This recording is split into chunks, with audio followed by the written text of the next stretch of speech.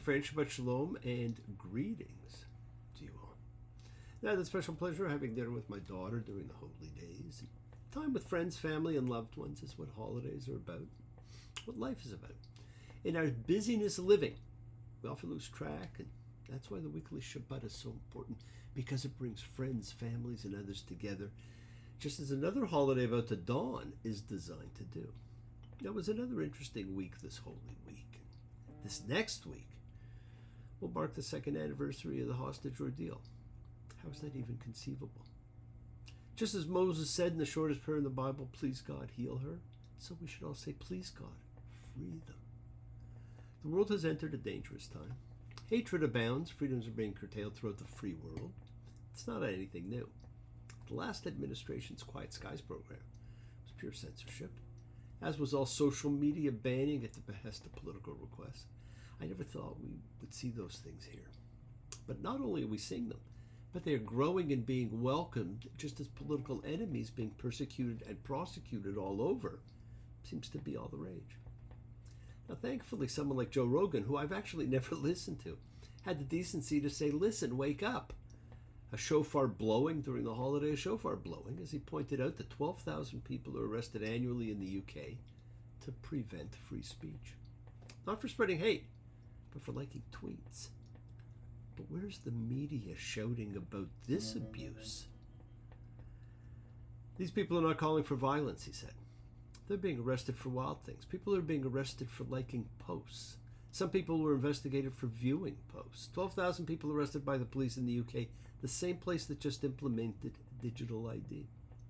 I mean, this is an Orwell nightmare coming to life right in front of our face, and no one's flinching.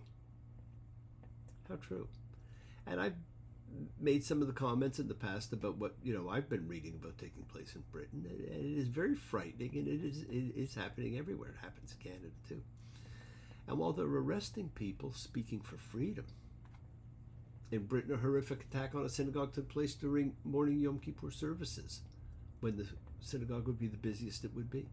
A true hate crime. The freedom to foster hatred against Jews overrides the real freedoms of speech.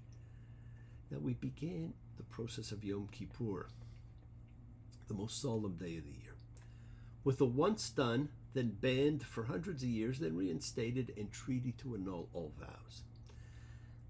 It's not a blanket allowance to lie or promise, as some people like to think it is. It was for special holy vows, sacred promises, those to God we often make without thought or realizing the true weight of our words. Now it's time to examine yourself in the presence of the Supreme Judge as we stood in the celestial court of the Most High. The rusted chains, prison moons, shattered by the sun. I walk a road, horizons change, tournaments begun. Purple paper, plains still, choir softly sing, lullabies in ancient tongue for the court of the crimson king. You know what? But nothing can stop any of you from Kativa Vachatima Tova, a good inscription and sealing. That's what you were all entitled to.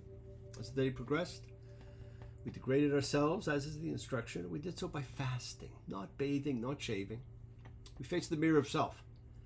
And in our vidui, confessional prayer, we faced the questions of the court of inquiry. These pointed to where and how our return to the true path of our lives could unfold. Now, the inscription took place at the end. The sealing was good. You reviewed, reflected, soul-searched. Thank you all for doing that work. So to you all, Gamar Chatima Tova, a good sealing. Yom Kippur reminds us that there is no having gone too far. We can always repair or restore. And therefore, it's not just a holiday for Jews. The day offers a way out of the mistakes and angers that affect all of us. It's everyone's opportunity to spiritually awaken. Heed the call of the shofar. Wake up to the choices they have made and can make. Now, as we've mentioned, Yom Kippur comes down to two key concepts that can help us return to a world in which we are happier to live, back to the path we were meant to be on. Every one of us has a purpose and a true path. It is about the return and the cleansing of ourselves of the negativity we have brought and create. And they are both always within reach, but you have to do the work. Yes, we do refer to it as a day of atonement, but it really began as a day of cleansing.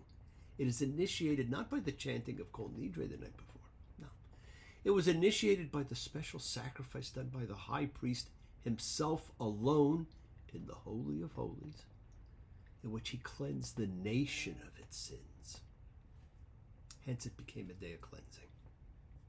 And we can all cleanse ourselves, which is why forgiveness is so important to the whole days of awe. And the rules for forgiveness are pretty specific. And many try to skirt them with generic statements that sound good. To those I have wronged, I ask forgiveness. To those I may have helped, I wish I'd done more. To those I neglected to help, I ask for understanding. To those who helped me, I thank you with all my heart. But that allows you to throw it out to God or whatever you believe in, instead of taking the responsibility and seeking those you can speak with. The instructions are speak to those you have to speak to. You only call out to God when you cannot do the other. No, sir. It does not really work that way, that you just throw it out as a generic, that you have no necessarily meaning for. You have to put in the effort. You have to work at it. You ask God when you cannot ask the others. And you don't ask forgiveness if you don't think you've done anything. Just to throw it out there isn't going to do anything. And as the days of awe end, we get ready for another holiday. No, not Halloween, Thanksgiving. There's the annual Thanksgiving known so well in North America, which was based on the Thanksgiving called for in the Torah, one that lasts 7 days, not 1 day, as everyone is busily building their sukkahs. They're temporary huts where they will spend the 7 days of Sukkot engaging in the fantastic ritual of the 4 species. And we're going to address that next week. It begins this week. It's a Thanksgiving festival, and for many, it is actually their favorite holiday.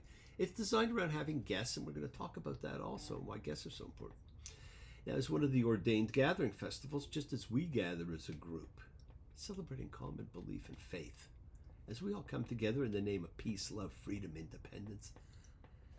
Look, when we come together and gather as a community, a chavur, a fellowship, because we accept all beliefs, all loves, as we express our nature of kindness, compassion, thoughts, feelings, hopes, dreams, and wishes, unites us all in this community house of Spirit, Beth Ruach, sharing and bringing light, keeping fear at bay. So once again, please do go ahead and invite everybody you know, physically, digitally, psychically, emotionally, spiritually, any way at all, to gather and share. From Psalm 133, the Hine Matov, come together.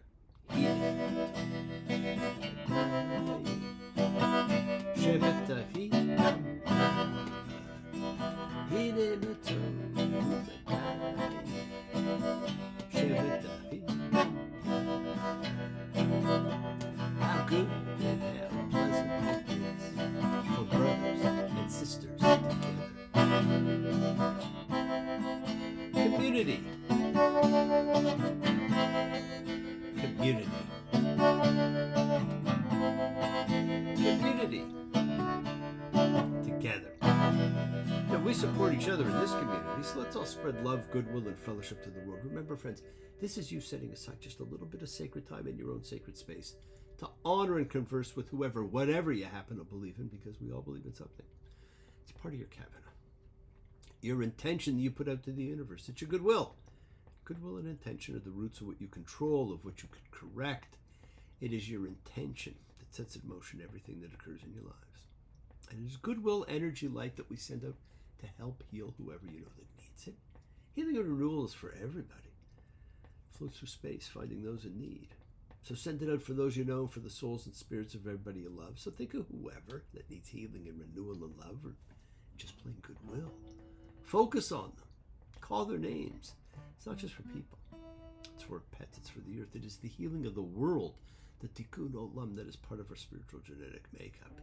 And a part of the healing of the world is when we send thoughts and energy for health and renewal and goodwill for everyone. Now, we don't say, hey, I want everybody to be well except for. We want everybody to benefit. And they don't always have to be sick. It's for those in our hearts and our minds. It is the prayer that it's often said for the sick, but it's for anybody you want to send energy to. Let's all send energy out for the people in need everywhere. Special thoughts always and prayers for those in need of assistance, because prayers help everybody. We pray for those who need prayer. We don't have to know them. We want health, recovery, good life for everybody around us. Continue to send healing energy for the hostages still held, still in prison, still languishing. 2 years in the pit of despair. Do not let them be forgotten by the new events, the new wars, the new celebrations. More weeks of nothingness. They must be free now. God continues to bless the hostages, their families, those who love and support them, those who love and support you. They will never be erased, never canceled.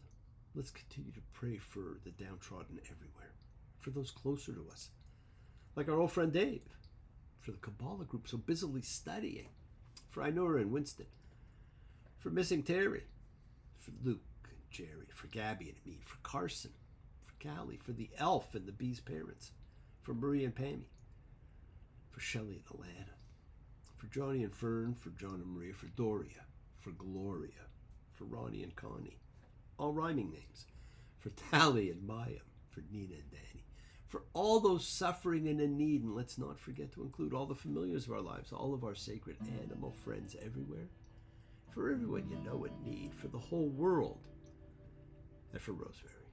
We pray for those who need prayer. Friends, it is the kindness, healing wishes, goodwill, and love we all send out. It just circles the world, finding all those in need. So thank you, each of you, for all you do, for all you care, because the world is a world of spirit, and spirit, my friends, never dies.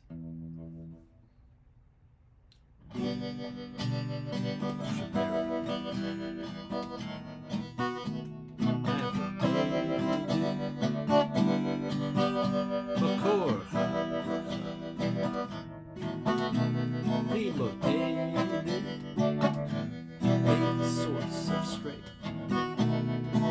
Bless the ones before us. Help us find the courage to make our lives a blessing. The renewal of body, the renewal of spirit. Let us sing. Amen. Shabbat. Let us all have our spirits renewed. This is the great prayer for healing, which we call upon God to heal as he has healed before. Mishaberach, may he who blessed, because all healing is a blessing. Let's all send and receive healing and renewal energy in our efforts to love, to share, to care, to grow. This week we say goodbye to our journey through the Torah as we get ready to celebrate thanks and begin the book again as we read Ha'azinu, listen. That's one of my favorites. It's a fascinating reading, if for no other reason than instead of being a conclusion, it reads far more like an introduction and rivals the great introductions of ancient literature. Sing Goddess, the anger of Peleus, the son of Achilles, and its devastation, which put pains thousandfold upon the Achaeans. Iliad, Book 1, verse 1.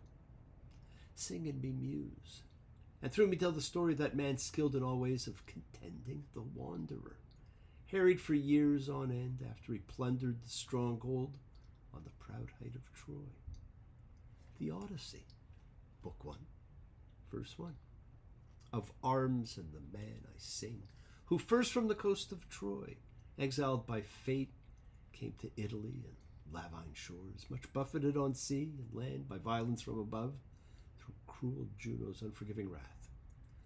The Aeneid, Book 1, verse 1. The three great epic poems. And how about this one?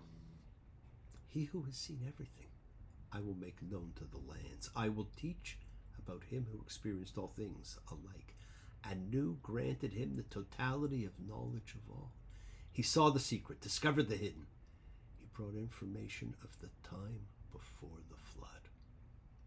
That's from the oldest book known to man. Those are the introductory lines to the Epic of Gilgamesh. Those are all introductions and set the stage for something. This Parsha is an ending. but it too sets a stage. It tells us how God was impacted by man.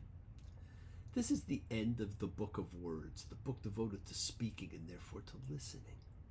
The people have been standing listening to the great farewell address of the only leader they have ever known, Moses.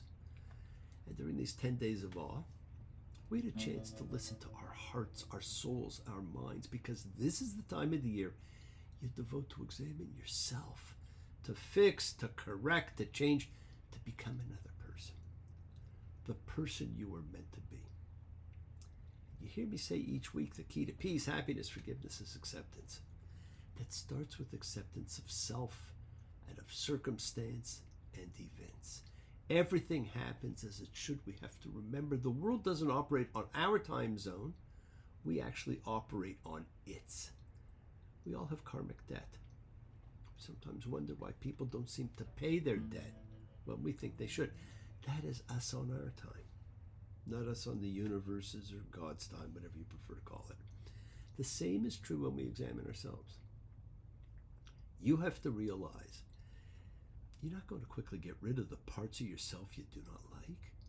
Stop treating yourself as a self-improvement project and learn to accept yourself. Be with who and what you are right now. When you recognize something that does not serve you anymore, welcome the opportunity to change. Do not get intense with anger or disappointment.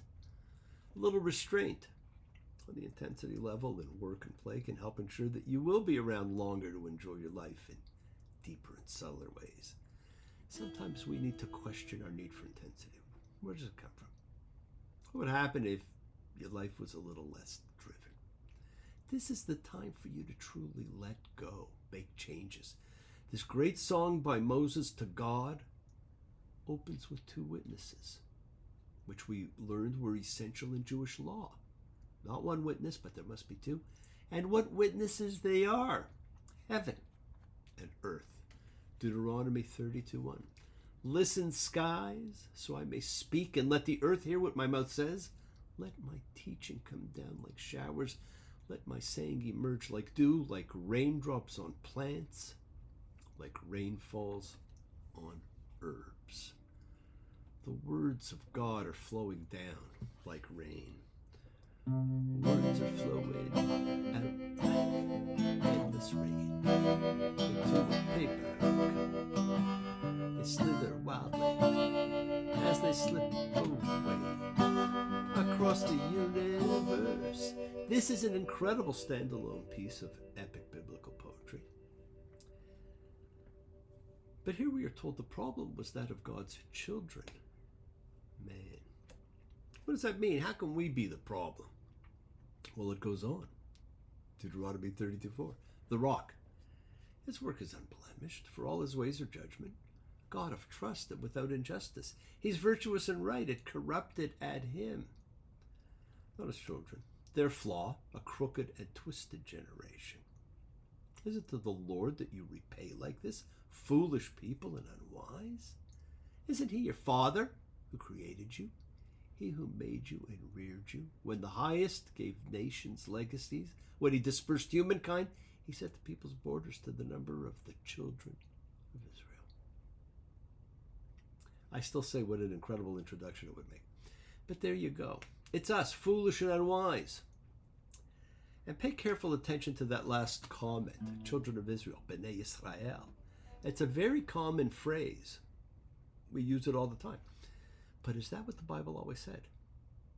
We've seen there are all various different edited versions of the Bible where certain words might have been changed, some accidentally, like then when there's a transposition error, and sometimes to suit the narrative. The Dead Sea Scrolls found in Qumran say, B'nai Elohim, children of the gods, or of God.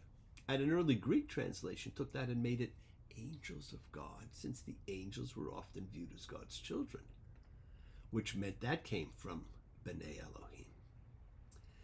Kind of gives a different twist on the reading, doesn't it?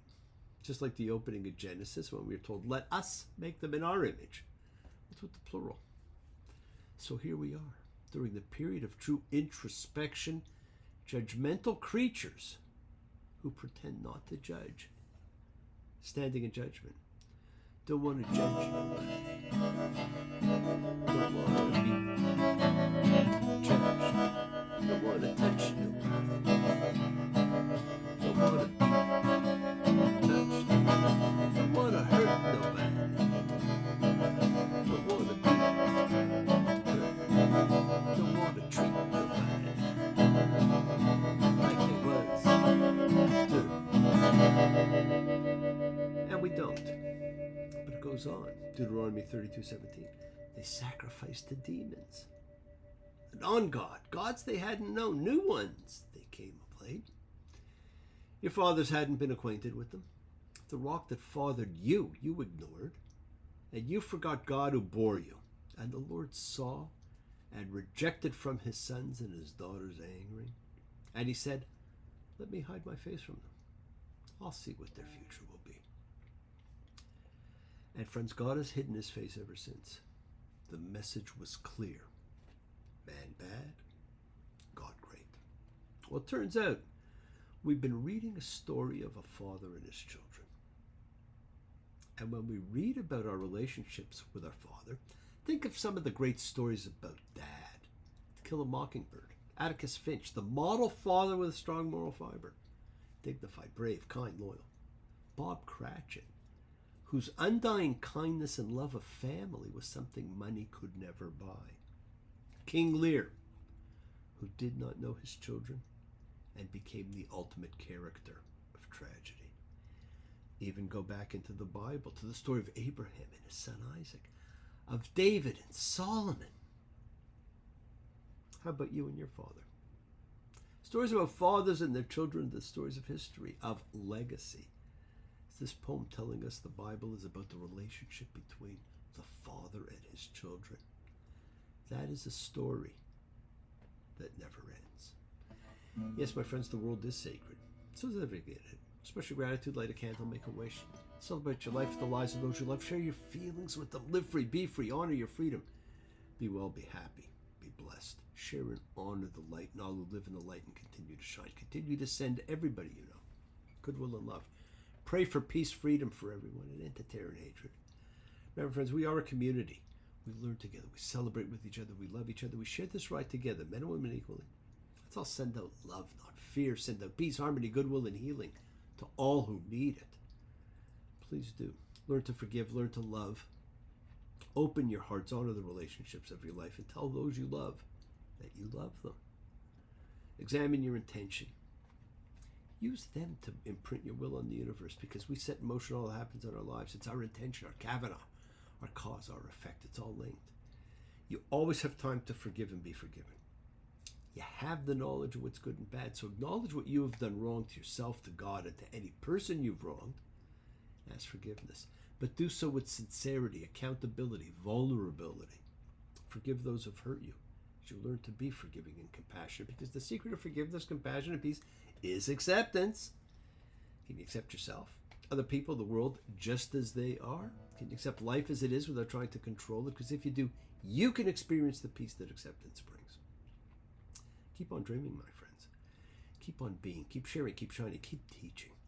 Keep spreading joy and goodwill. Do not follow fear. Follow love, because it's always in front of you. Work to be present in your body. Expand your heart, quiet your mind, because the deepest source of real power lies in consciousness, in your ability to be mindful, to be aware, to be present in all of life's circumstances. Love with the heart, because we're all part of a greater whole. Embrace love, not fear. Forgiveness, not anger. Be there for someone, because someone will always be there for you, whether you know it or not. And continue to explore faith and belief. Never accept shame as a natural state. Whatever you feel, others have felt. Whatever you have experienced, others have too. We share together. We learn together. We're here to help each other. We are, each of us, trying to find love, acceptance, support. We all have or could have that special someone in our lives, so find them and tell them what they mean. You're never alone on your journey. Listen to the voice of God as it talks to you, and you alone. Remember your connection to God and all that's been created in body and soul and spirit and mind. It's a part of you. It's a part of me. It's a part of all of us forever. Listen to his voice. He's always talking to you. And enjoy the journey you're on. We are still on the road in the wilderness. with all these others in the same road, and we have the eternal choice in front of us. Which way do we want to go? We're in a period of equal light, equal dark. Which way do we want to vibrate? And remember, the words of God do come down to you like the life-giving showers that renew life everywhere. My life was like desert flower, sun, till I found the way to love. It was hard, said and done. Let it rain, let it rain. Won't you love rain down on me? Let it rain, let it rain.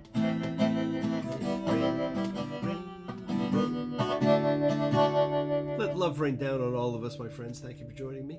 Celebrate freedom and love in the world.